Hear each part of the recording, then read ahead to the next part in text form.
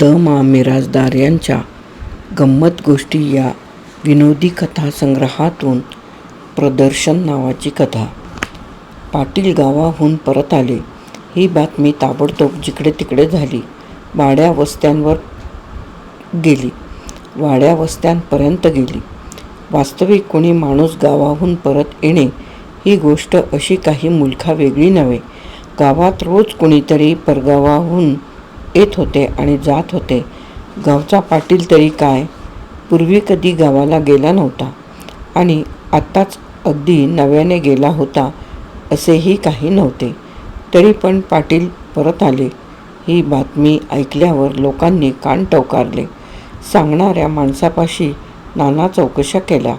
कवा आले हे आत्ताच, अजून बैल तशीच असत्याल गाडीला, बरी हाय का तब्येत, त्याला काय धाड झाले, झाक आयला आलं पाहिजे वाड्यावर, मग या की सांच्याला, लई मज्जा सांगतोया, अगं ग मग आलंच पाहिजे.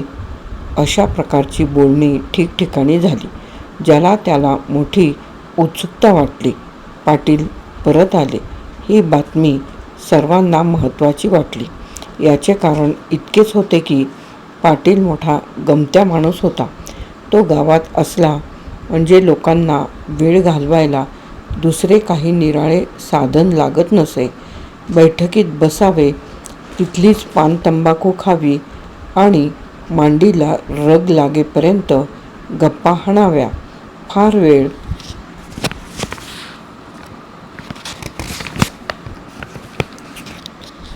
वेळ झाला, रात्र झाली तर तिथेच आडवे व्हावे.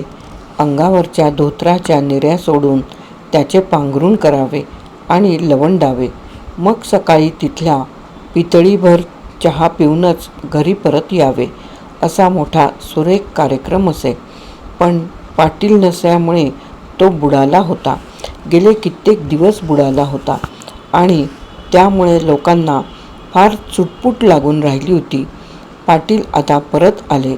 पूर्वीचा कार्यक्रम व्हायला आता हरकत नाही. लोकांना ही बातमी महत्त्वाची वाटायला आणखी एक कारण होते. पाटलाचे यावेळीचे जाणे काही साधेसुधे नव्हते.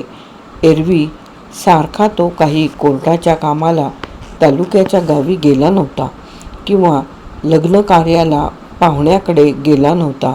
फार निराळ्याच कामासाठी गेला होता. फार लांब गेला होता. दिल्लीला कसले तरी शेतकीचे प्रचंड प्रदर्शन भरले होते आणि कोणातरी पाहुण्याची सोबत साधून ते पाहायला पाटील गेला होता. दिल्लीचे नाव गावच्या 10-5 जणांना माहीत होते, पण ती कुठे आहे, काय आहे याचा पत्ता गावातल्या शाळा मास्तराखेरीज कुणाला नव्हता. सगळ्या गावात शिकलेले लोक आधी बोटावर मोजण्या एवढे होते. एकटा पाटीलच फायनल नापास होण्यापर्यंत पुढे गेला होता. त्यामुळे तो वर्तमानपत्र अधूनमधून वाचित असे. कुठून तरी त्याच्या डोक्यात शिरले की दिल्लीचे शेतकी प्रदर्शन आपण पाहिले पाहिजे. शेतीची खूप माहिती होईल आणि दाबून पैसा मिळेल. म्हणून आयत्या वेळी 4 ठिकाणचे पैसे गोळा करून सगळ्यांना सांगून तो गेला होता. मुंबईपर्यंत गाडीने जाऊन तिथून विमानाने दिल्लीला जाणार होता. तसे त्याने बोलून दाखविले होते आणि बोलल्याप्रमाणे करणारा गडी तो आहे याविषयी लोकांची खात्री होती. एकंदर त्याच्या मळ्यात 15-20 एकर ऊस हमेशा उभा होता. पैशाला काही कमी नव्हते. चांगल्यापैकी बागायतदार असलेला माणूस मुन्हा हौशी होता. वेळ प्रसंगी लागेल तेवढा पैसा खर्च करायला तो कधी मागे पुढे पाहत नव्हता. त्यामुळे त्याने काय काय पाहिले, शेतकीतल्या कोणकोणत्या गोष्टी बरोबर आणल्या याबद्दल लोकांना भयंकर उत्सुकता होती. जे रिकामटेकडे होते ते 2 तास आधीच येऊन जागा अडवून बसले होते.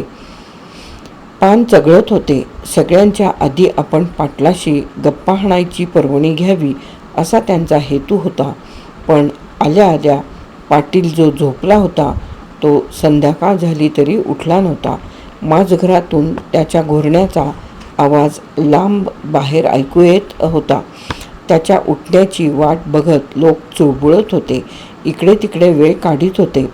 सतरंजीवरनं तरातरा चालणारा एक गलेलठ्ठ ढेकून हाताच्या बोटाने चिरडीत बेकार पांडा म्हणाला, आयला हा जिन्नस हितबी हायच का? लय कार उडविलाय घराघरातनं. नारायण चेंगटाचे तिकडे लक्ष नव्हते. तो मान वर करून आढ्याला टांगलेल्या मक्याच्या कणसाच्या वाळल्या पाचुंद्याकडे बघत होता. रात्रीच्याला ही कणसे काढावी की काय, आणि काढून घरी नेली तर त्याचा नेमका काय उपयोग होण्यासारखा आहे याचे विचार त्याच्या डोक्यात घोळत होते. त्यामुळे पांडाने काहीतरी उद्गार काढल्यावर तो दचकला. मान खाली करून इकडे तिकडे बघू लागला. काय म्हणालास पांडा? बोटाला लागलेली तांबडी रेघ तिथंच सतरंजीवर उमटवीत पांडा म्हणाला, यो ढेकून च्या बायली. हा हा, लई सुसुळाट. अशी काय पाटलाला झोप येत असल म्हणतो मी. रगातच कडू असतं एकेकाचं, तेसनी नाही चावत. तरीच उठणात अजून दुपार झाली. मी बसलोय असा. धापाचं ढेकणं मारली. रामाखरात इतका वेळ चिलमीचा धूर काढीत उगाच बसला होता. पांडाचे हे बोलणे ऐकून त्याने चिलीम बाजूला धरली. दूर सोडून तो म्हणाला, आन तुमच्या आधी मी आलोय की र. बसून बसून बुडाला वारूळ लागलं माझ्या. मग मी किती वेळ बसलो असेल तूच सांग. अगं ग, मग पाटील लई म्हणजे लईच येळ झोपल्यात. मग दिल्लीहून आल्यात मर्दानू. हलकंसलकं काम आहे का? त्यातनं जाताना इमानानं गेल्यात. दमणारच माणूस. हां, हे खरं आहे. अशा त्यांच्या गप्पा बराच वेळ चालल्या. हळूहळू 4चे 5, 10 होता होता बरीच मंडळी जमली. सबंध बैठक गच्च भरून गेली. पाटलाकडून शेतकी प्रदर्शनाची माहिती मिळेल म्हणून वाड्या वस्त्यांवरनं सुद्धा माणसं आली होती. त्यामुळे बरीच गर्दी झाली. एकमेकांना रेटून रेटून बसण्याची पाळी आली. हळू आवाजात सगळे एकमेकांशी बोलता बोलता गोंगाट करू लागले आणि त्यामुळे पाटील जागे झाले. डोळे चोळीत चोळीत बाहेर आले. बसा बसा, आलोच चूळ भरून, असे म्हणून पुन्हा पाटील आत गेले. चूळबिळी भरून धोत्राच्या सोगानं तोंड पुशीत बाहेर आले. मिशातले पाणी बोटांनी निपटून काढीत तक्क्याला रेलले. सगळ्यांनी रामराम केला. कौतुकाने उत्सुकतेने त्यांच्याकडे पाहिले. त्यातल्या त्यात पुढे सरकून बसायची घाई केली.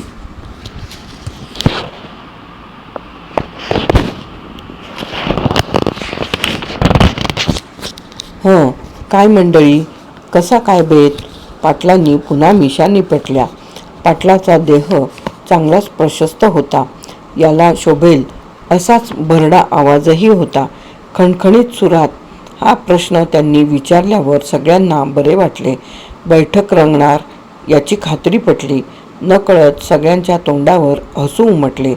हाय बरं चाललंय, हाय बरं चाललंय पहिल्या परमानं. परवाच बांधाचा साहेब येऊन गेला. काय बाय विचारत होता. आम्ही सांगितलं त्याला, पाटील आलं म्हणजे ये. त्या बिगार काय आम्हाला नीट सुधरायचं नाही. पाटील खुशीत येऊन हसले. धान्य घालतो नुसते जाते फिरवले म्हणजे जसा आवाज येतो तसा आवाज निघाला. धान्य घालता नुसते जाते फिरवले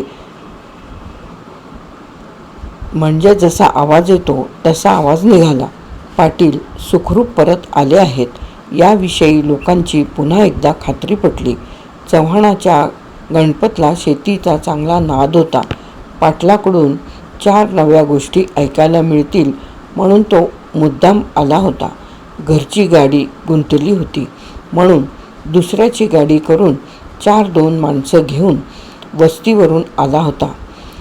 तो उत्सुकतेनं म्हणाला, पाटील, परदर्शनात लई मजा बघितली असेल नाही? काय काय एक एक सांगा तर खरं. पाटलांच्या मिशा मोरपंखासारख्या विस्तारल्या. त्यांनी आपला जबडा उखडला. ते काही बोलणार तेवढ्यात बेकार पांडा मान हलवून म्हणाला, छाछा, तसलं नाही चालायचं हां, एकदम नाही सांगायचं. इथून निघाल्यापासनं वळीनं सांगत जायचं. कसं कसं झालं, काय काय झालं. पाटील म्हणाले, म्हणजे समद डिटेलवार. उजव्या हाताच्या बोटांची चिमूट करून तिने हवेत उभी रेख मारीत पांडा बोलला, हां, अगदी डिटेलवार म्हणजे लई मज्जा येते. गणपतची इच्छा होती की पाटलांनी प्रदर्शनाची माहिती आधी सांगावी. भाजीपाला, धान्यधुन्य, गुरेढोरे यात काय काय प्रकार दिसले, कोणकोणत्या नवीन गोष्टी आढळल्या, आपण शिकण्याजोगे काय आहे हे सगळे ऐकायला मिळावे तसे त्याने सांगण्याचा प्रयत्न केला. पण त्याच्या म्हणण्याला कुणीच पाठिंबा दिला नाही. उलट नारायण चेंगटाने त्याच्याकडे न्याहाळून पाहिले. प्रदर्शनातल्या खिलारी वाळूकडे जसे बघावे तसे बघितले. मग तो म्हणाला, ए गणपा, जरा गपकी मर्दा, पाटलासनी समज सांगू दे व्यवस्थेशीर. मग आहेच की प्रदर्शन, का कुठं पळून चाललंय का? पांडा बोलला, तेच मी म्हणत होतो. गणपतने माघार घेतली. यांच्या कलाकलाने का होईना शेवटी ऐकू माहिती आपण, असा विचार करून तो म्हणाला, बरं बाबा, जसं तुम्ही म्हणाल तसं. मग झालं. आपला फार मोठा विजय झाल्यासारखा चेहरा करून पांडाने पाटलाकडे मोहरा वळवला, पानाला चुना लावला. हो पाटील, करा सुरू गाडी तुमची. सगळीकडे एकदम शांतता पसरली. जो तो डोळे पाटलाकडे लावून लक्षपूर्वक ऐकण्याच्या तयारीने राहिला. आपलं आपापसातलं बोलणं अगदी बंद झालं.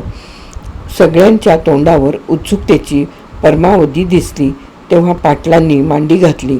झकास 4 पानांचा विडा तयार करून तो तोंडात भराभरा कोंबला.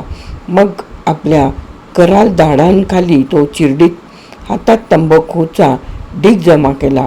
रस गिळून घसा स्वच्छ केला. दोन्ही मांड्यांवरून हात फिरवीत सगळ्यांकडे एकवार निरखून पाहिले. म्हणजे कसं कसं झालं बरं का.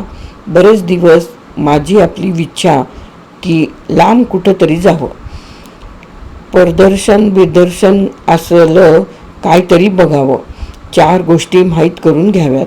म्हणून मी शेवटाला ठरवलं की दिल्लीला जायचं. पाटलाचे हे गुऱ्हाळ सगळ्यांना चांगले माहीत होते. कुठलीही गोष्ट सांगायची झाली की अगदी अतपासून इथपर्यंत सांगायची. प्रत्येक तपशील रंगवून सांगायचा. मागे कोर्टात त्यांनी एका खून खटल्यात साक्ष दिली तेव्हा स्वतःच्या जन्मापासूनची कथा सांगून त्यांनी सगळ्या कोर्टाला अगदी जेरीला आणून सोडले होते. कोर्टाने मधून तंबी दिली तेव्हा सूत्र तुटल्यामुळे पुन्हा त्यांनी पहिल्यापासून प्रारंभ केला. त्याचा परिणाम इतकाच झाला की साक्षीदार म्हणून त्यांची पिंजऱ्यातून हकालपट्टी झाली आणि पुन्हा त्यांना साक्षीला बोलविण्याच्या फंदात कुणी पडले नाही. लोकांना हे माहीत होते, त्यामुळे त्यांनी त्यांचे स्वतःचे बोलणे निमूटपणे ऐकून घेतले. शेवटी अर्ध्या तासाने गाडी मुंबईच्या गाडीत बसेपर्यंत येऊन ठेपली. तेव्हा रामा खरात म्हणाला, मुंबईची गाडी इलेक्ट्रिकची असती म्हणतात तर. पाटील ठाम सुरात बोलले, इलेक्ट्रिक म्हणजे काय.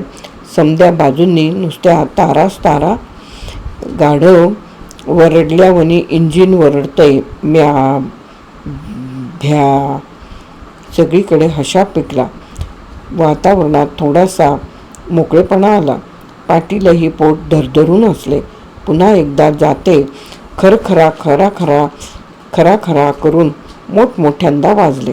पांडा डोळे विस्फारून सगळी माहिती ऐकत होता. हशा ओसरल्यावर त्याने विचारले,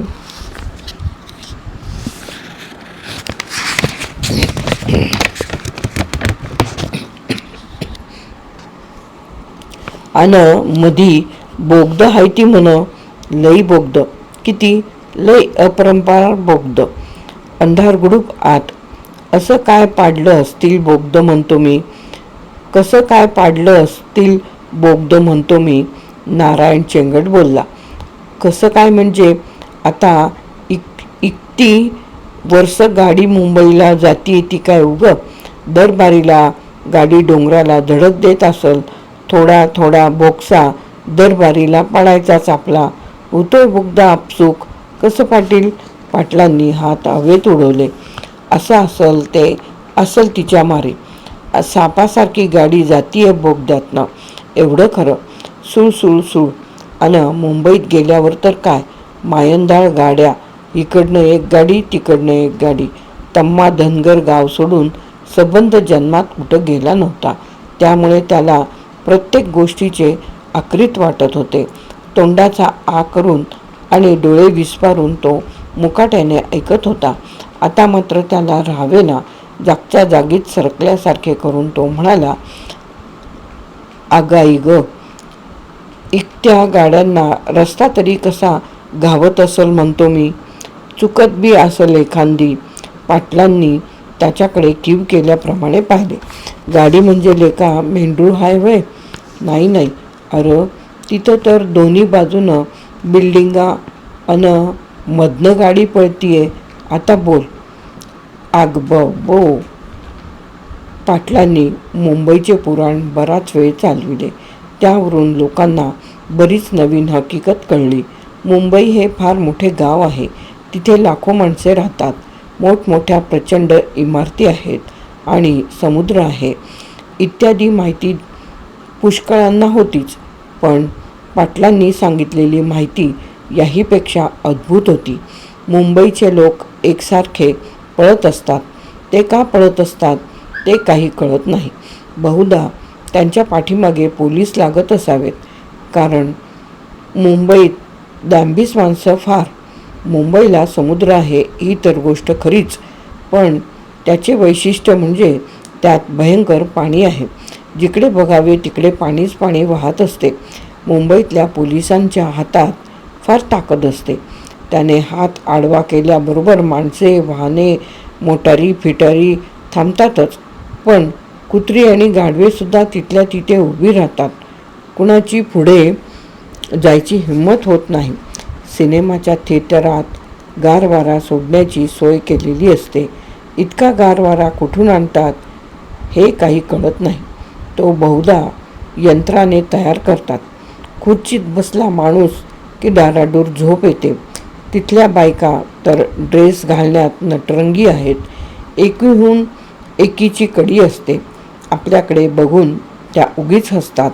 किंबहुना जिकडे तिकडे आपण जावे तिकडे लोक असून आपले स्वागत करतात. पाटलांनी अशी निरनिराळी माहिती सांगितली. त्यावर बरीच प्रश्नोत्तरेही झाली आणि लोकांना पुष्कळ ज्ञान मिळाले. या सगळ्या प्रकारात फक्त आणखी 1 तास गेला. बाहेर अंधार गुडूप पडला. बैठकीत गड्याने 2 कंदील लावून आणले. त्यांचा उजेट पाटलांच्या तोंडावर बरोबर पडेल अशा बेताने ते ठेवले. 2 समयांच्या उजेटात शेंदूर लावलेला देव जसा दिसावा तसा पाटील दिसू लागला. त्याच्या सांगण्याला आणखीन मजा चढली. गणपतनेही इतका वेळ मोठ्या गोडीने सगळी कथा ऐकली होती. मुंबई पुराण संपल्यावर तो म्हणाला, मग दिल्लीच्या प्रदर्शनात तर मायंदाळ बघाय मिळालं असेल. पांडानं त्याच्याकडे निषेधाच्या सुरात पाहिले. झालं, आलं का तुझं प्रदर्शन? जरा दमानं घे मर्दा. अजून कुठं इमानात बसल्यात पाटील, तवर तू दिल्लीला पोचला सुदीक होय? विमान प्रवासाची हकीकत ऐकायची गणपतलाही उत्सुकता होती. सगळ्यांनाच होती. म्हणून तो म्हणाला, बरं बुवा, राहिलं प्रदर्शन. झालं. नारायण चंगटाने दिव्याची वात आणखी जरा वर चढवली. पाटलाच्या तोंडावर बरोबर उजेड पडेल अशी व्यवस्था केली. हां, आता बोला पाटील. पाटलांनी मग मुंबईत आपले कोण कोण पाहुणे आहेत, त्यांची नावे नि पत्ते काय, त्यांनी आपल्या विमान प्रवासाची कशी कशी व्यवस्था केली याचे सुरस वर्णन केले. तिखट मीठ लावून केले. त्यात आणखी अर्धा घंटा गेल्यावर मग एकदाचे विमान सुटले. वि इमान सुटलं अन लई पश्चिताप झाला. असं उच चाललं वर. तसा तसा पोटात गोळा माझ्या. म्हणलं आता खाली येतोय का नाही आपण कुणाला ठाव. मग आला का नाही शेवट. तम्माने तोंड उघडे ठेवूनच विचारले. पांडाने त्याला डोळ्यांनी दाबले.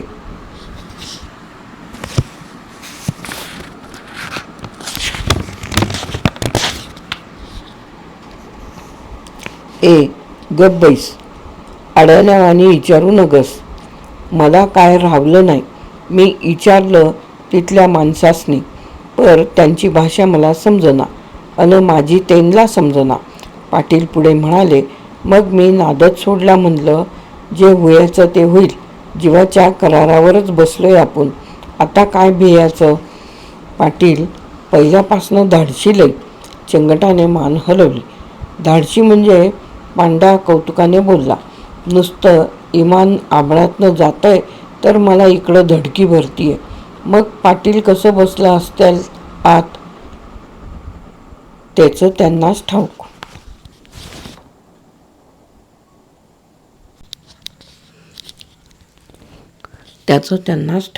काय गणपत.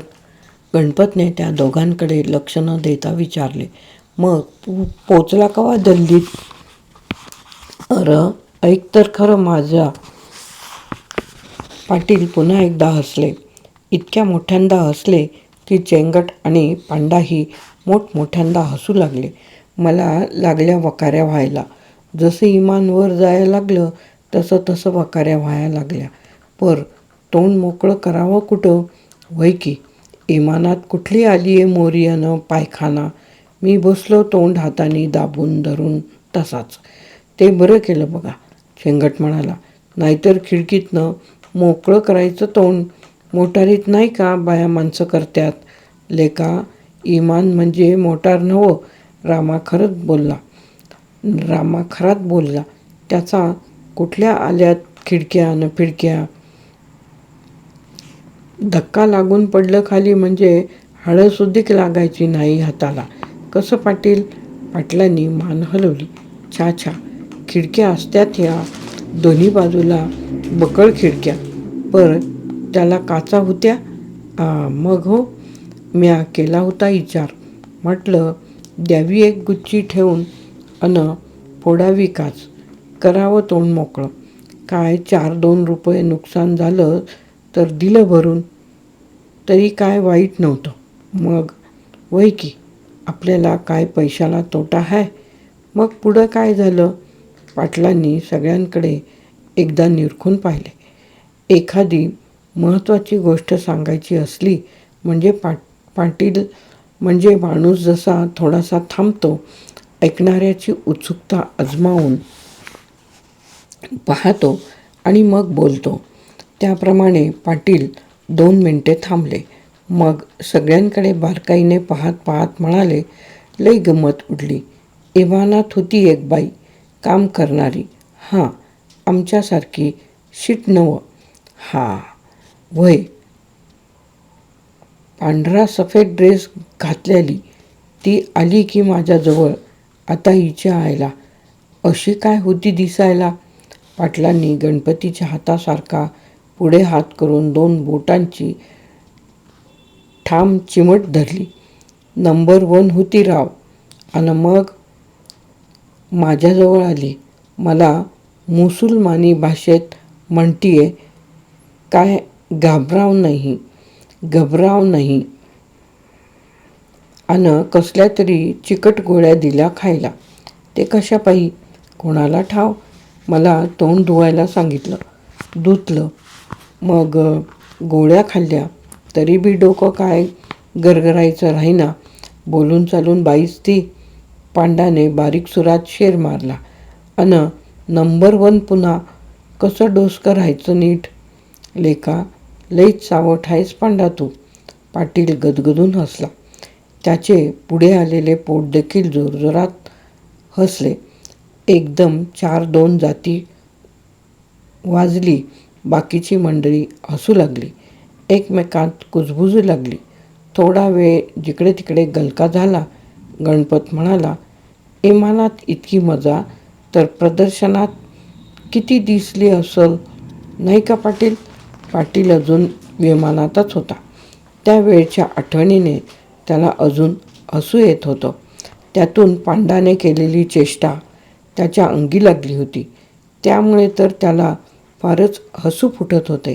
गणपतचे बोलणे ऐकून हसता हसता तो म्हणाला, अरे हे काहीच नाही, पुढची मजा ऐक जरा. पुढं तर लई बहार उडाली. हे ऐकल्यावर पुढची मंडळी एकदम शांत झाली. गलका थांबला. मागचे 2 पायांवरच पुढे सरकले. सगळ्यांनी कान टवकारले. पुढं काय झालं पाटील? पुढं काय? आमच्या खुर्चीला होता योगपट्टा, त्या लेडीनं बांधला की माझ्या पोटाला.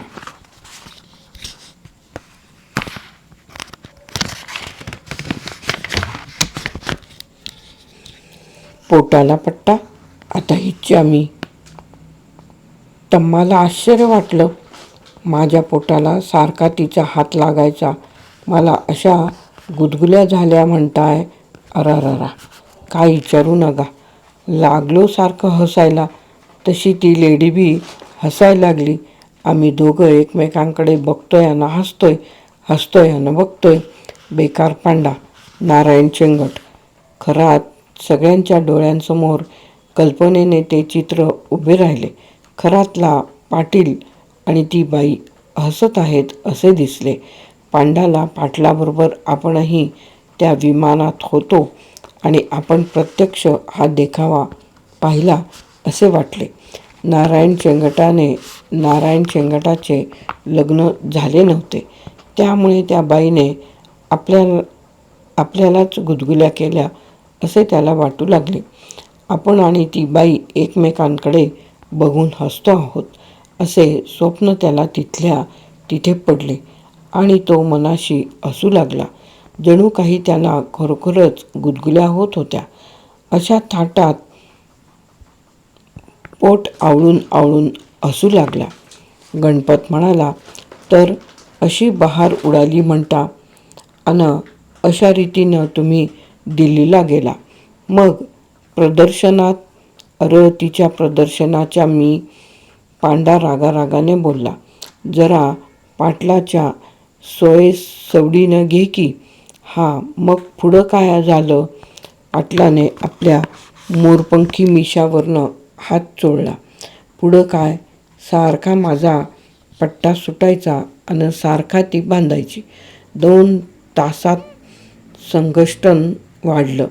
मला चोरून तिनं काय बाय खायला बी दिलं. चोरून? वय, समद्यांनी डोळं मिटलं होतं. झोपले होते तेवढ्यात दिलं. दाब चान्स मारला पाटील तुम्ही. मग सांगतो काय? मला तिनं विचारलं बी, काय, कोण, कुठले, कुठं चालला म्हणून. मी सांगितलं, असं असं प्रदर्शन बघाय चाललोय. मला म्हणली, तुम्ही तिथंच जायला पाहिजे, तुमचा लई उपेग आहे तिथं. पुन्हा पाटलाने बराच वेळ बडबड केली. तिच्यात आणि आपल्यात काय संभाषण झाले हे फिरून फुरून सांगितले. त्यावरून लोकांना कळले की पाटलाचे नाव, घराणे, पैसा अडका याची तिच्या मनावर बरीच छाप पडली असावी. 2-2.5 तासांत जाता येता आपल्याकडे बघण्याइतके सूत जुळले. तिच्या मनात काहीतरी आणखी बोलावे असे दिसत होते, पण इतर शिटा जवळपास असल्यामुळे तिला ते करता आले नसावे. पण एवढी गोष्ट खरी की ती कोवळ्या दृष्टीने पाटलाकडे पाहत होती. त्यात काडी मात्र संशय नव्हता. ही कथा सांगायला पाटलाला आणखी 1 तास लागला. पुढचे लोक चवीने ऐकत राहिले. मागच्यांना डोळ्यांवर चांगली पेंग आली होती. कुणी बसल्या बसल्या डुलक्याच घेतल्या. काही जण जागा बघून तिथंच लवंडले. वेळ बराच गेला. बाहेर रात्र वाढली. अंधार दाट झाला. जिकडे तिकडे सामसूम झाले. गणपतला चांगल्याच जांभया यायला लागल्या होत्या. डोळे चुरचुरत होते. प्रदर्शनाची हकीकत ऐकायची त्याला फार उत्सुकता होती, म्हणूनच झोप येत होती. तरीसुद्धा तो ऐकत बसला होता. पण मध्यरात्र झाली तरी पाटील विमानातून काही खाली उतरत नव्हता. आता काय करावे? शेवटी मोठी जांभई देऊन त्याने डोळ्यातले पाणी पुसले. मग प्रदर्शनात चेंगट त्याला मध्येच अडवून म्हणाला, तू ऐक, ऐक, आताशी कुठे रंगलंय काम, मधी बिबा घालू नगस. व्हय, पण दिल्ली आली का नाही शेवटाला? आली र, तेच समदा घोटाळा झाला. एवढे बोलून पाटलाने एक मोठा सुस्कारा सोडला. भिंतीकडे बघत तो क्षणभर गप्प राहिला.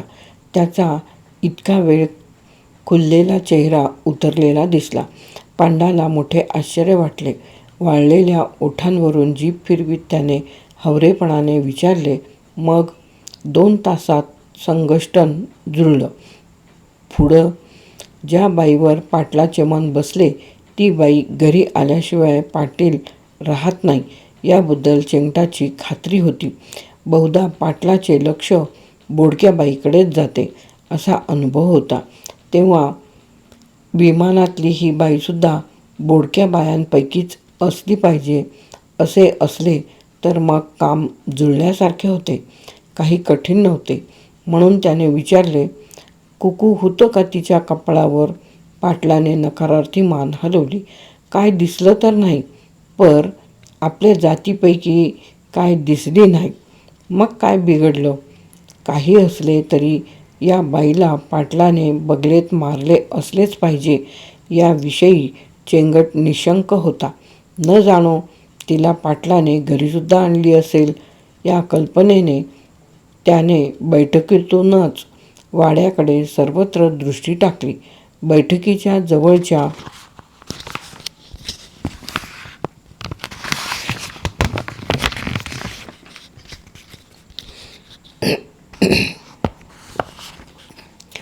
अंधाऱ्या माजघराकडेही मान उंच उंच करून बसल्या जागेवरून पाहिले, पण काही दिसले नाही.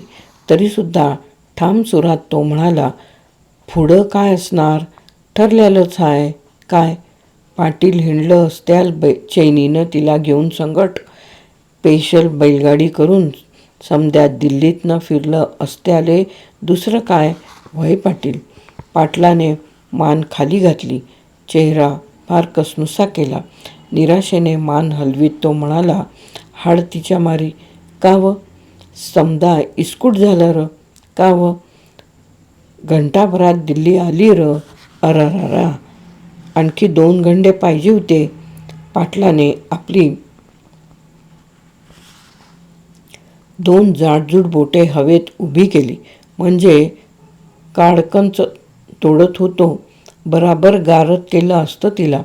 हळूहळू पाटलाने राहिलेली हकीकत सांगून संपविली. विमान दिल्लीत पोचले आणि सगळे बाहेर पडले. त्या बाईने पाटलाची चौकशी करून निरोप दिला, हात हलवला. मग पुन्हा काही ती दिसली नाही. इकडे तिकडे खूप चौकशा केल्या, पण काही पत्ता लागला नाही. शेवट ऐकून चेंगटाची आणि पांडाची तर निराशा झाली. पांडा म्हणाला, तरी काय हरकत नव्हती. पुन्हा सुटायचं विमानानं, म्हणजे पडली असती गाठ. पाटील काहीच बोलला नाही. मान खाली घालून तो तसाच बसून राहिला.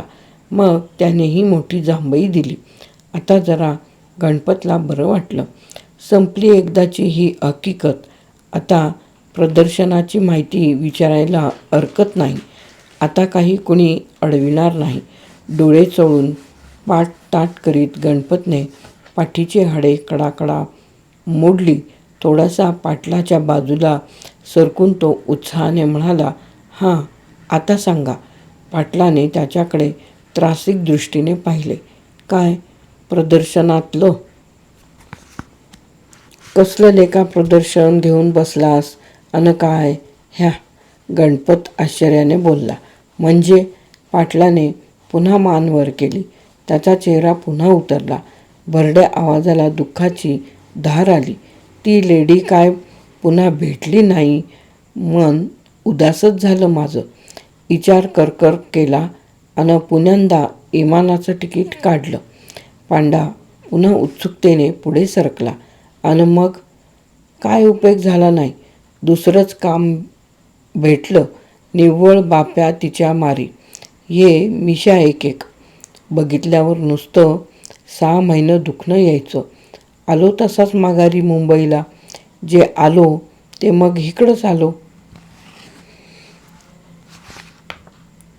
द मा. मिरासदार यांची प्रदर्शन नावाची विनोदी कथा येथे समाप्त.